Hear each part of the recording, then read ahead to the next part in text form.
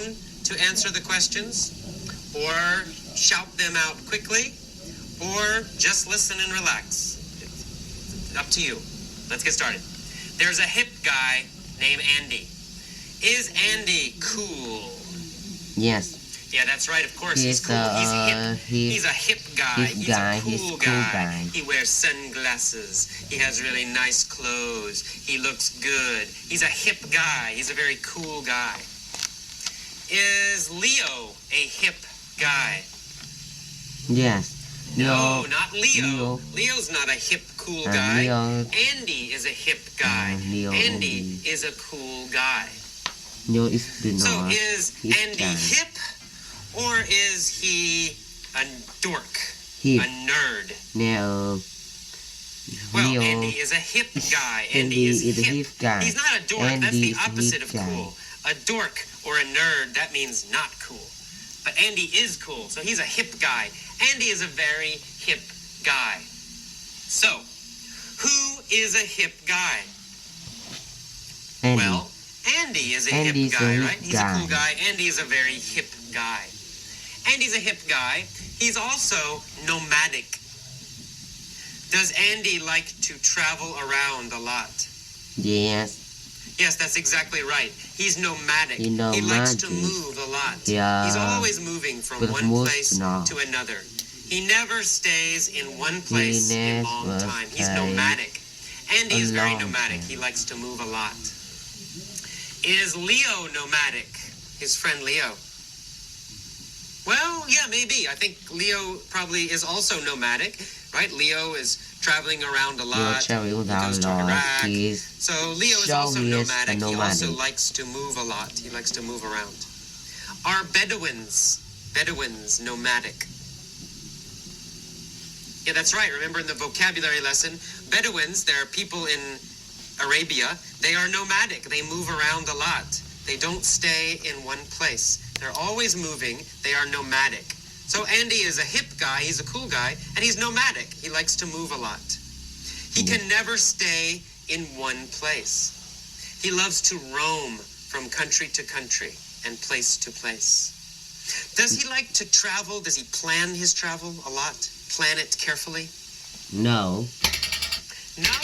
He does not plan his traveling carefully. He likes to roam. It means he likes to travel without a plan. One day he thinks, I want to go to Mexico. So he goes to Mexico. And the next month he thinks, I want to go to Europe.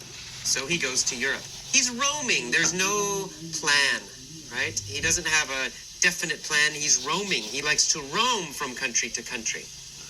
Who loves to roam from country to country?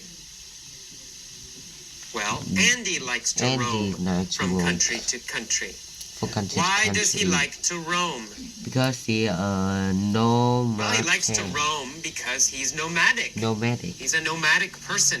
So he likes to roam. He likes to travel without a plan from place to place. He's always roaming the world, traveling the world. But every summer, he always stays in San Francisco. So the rest of the year, he's traveling. But in the summer, he always stays in San Francisco. Yes. When he's in the city, his favorite hangout is Cafe Trieste. Is Cafe Trieste his favorite place to meet people? Yes, Cafe Trieste is yes, that's right. Hangout. Cafe Trieste is his favorite place to meet people. Is Cafe Trieste his favorite place to stay and relax? Yes, that's right. It's his favorite hangout. It's his favorite hangout, his favorite place to stay and relax and rest and meet people. It's his favorite hangout. Where is his favorite hangout? Cafe Trieste. Cafe Trieste is his favorite hangout is Cafe Trieste in San Francisco. Is his favorite hangout very old? An old place? Yes. That's right, yes. It's a venerable place. He likes to hang out. His favorite hangout is the venerable Cafe Trieste. Is Cafe Trieste very, very, very old? Yes, that's right. It's venerable. It's extremely old, very old. It's the venerable Cafe Trieste. It's the very, very old Cafe Trieste. Is San Francisco a venerable city? No, yes and and no. no. For America, it is a venerable city. It's an old city in America. But in the world, maybe people think, oh, it's not so old, right? It's not very old. Cities in Europe, cities in Asia are much older. But in America, we think, oh, San Francisco is a venerable city, a very old city. And Cafe Trieste is a venerable cafe. It's an old cafe. And the cafe used to be the center where San Francisco's famous writers hung out. Yes. Did famous writers meet at Cafe Trieste? Yes, famous hang out mean. Yes, they did. They hung out at Cafe meet. Trieste. This is the past tense, using it as a verb.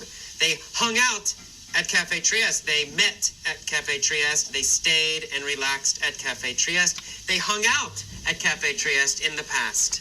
In the past, San Francisco's famous writers hung out at Cafe Trieste. Cafe Trieste was the epicenter of the San Francisco arts movement. Did the San Francisco arts movement start near Cafe Trieste? Yes, it did. That's right. That was the center. That was the most important place for the arts movement, the arts group. Was it the epicenter of an earthquake? No, it wasn't the center of an earthquake, right? Big earthquake, No. buildings falling down. No. The earthquake did not start there. What was it the epicenter of? Cafe Trieste was the epicenter of the San Francisco arts movement. It was the center. It's where it started. It's where most of the artists would meet. Cafe Trieste was the epicenter, the center, the starting point of the arts movement. Okay, so one day, Andy emerges from the cafe. Does he go into the cafe? No, he doesn't go in. He comes out of the cafe. He emerges from the cafe. He comes out of the cafe. He appears from the cafe, right? So he emerges from the cafe. He comes out of the cafe. Where does Andy emerge from? Cafe Trieste. He comes out He of Cafe emerges from Trieste. the cafe. He emerges from Cafe Trieste. He comes out of Cafe Trieste. After he emerges from Cafe Trieste, what happens? Well, after he emerges, after he comes out, he crosses paths with an old friend named Leo. He meets an old friend named Leo. Leo says, I'm leaving San Francisco. I'm striking out on my own to see the world. Is Leo traveling alone? Exactly, yes. He's striking out on his own. He's traveling alone. He's traveling by himself. Is Leo striking out on his own to begin a business? No. He's striking out on his own to travel. He's starting to travel alone.